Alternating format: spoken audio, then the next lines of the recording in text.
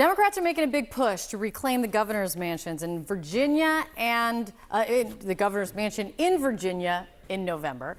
They're also banking on the party keeping the governor's office in New Jersey. Why these two races in particular are being watched so closely for signals in next year's midterms? Harry Enten is running the numbers on that for you this morning. How are things, set the table, how are things looking in Virginia and New Jersey 2 months out? Yeah, I would say that these two races are the biggest flashing red siren signs for Republicans. Why is that? Let's take a look right now at the prediction market odds in both New Jersey and in Virginia.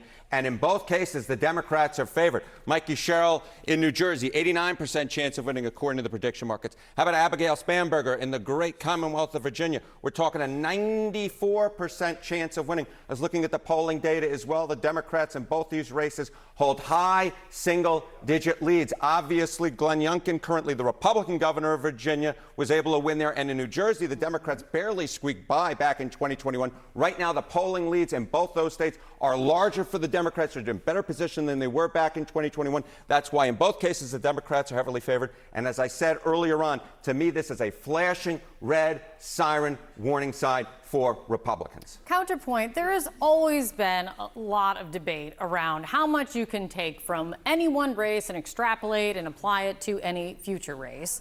Why should Democrats or voters nationally care about what's happening in New Jersey and Virginia? Right. Okay. So you see the Democrats leading in both of these races, right? Predicted to win in both of them. Why? Why should people nationally care? Why am I saying it's a flashing red siren for Republicans? If the same party has won in the New Jersey and Virginia gubernatorial races dating back since 1989, guess who won the U.S. House the following years?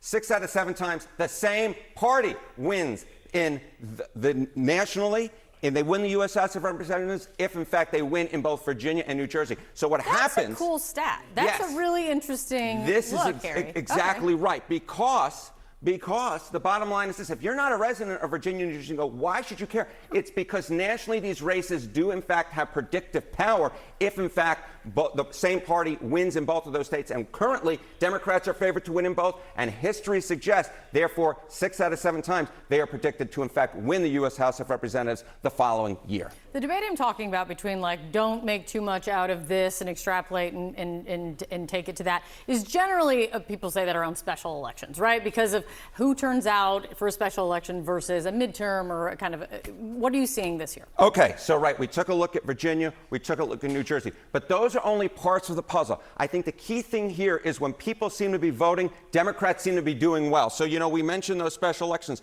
Last week there was that big special election in Iowa, right, where the Democrat won in a district that Trump won by double digits. The average 2025 special election so far, Democrats on average are doing, get this, 15 points better than Kamala Harris did in 2024 in those same districts. So what we're seeing is, again, signal after signal after signal. When people are voting, Democrats are doing well. They are outperforming the baseline, doing better than Kamala Harris did in 2024 in the special elections, and doing better than the Democrats did in 2021 in both Virginia and New Jersey. Of course, those states haven't voted yet, but the polls are indicating Democrats are in a strong position. And I will note, this number looks a heck of a lot like the number we saw in 2017 leading into the 2018 midterms, where the Democrats were able to take back the House of Representatives. So interesting.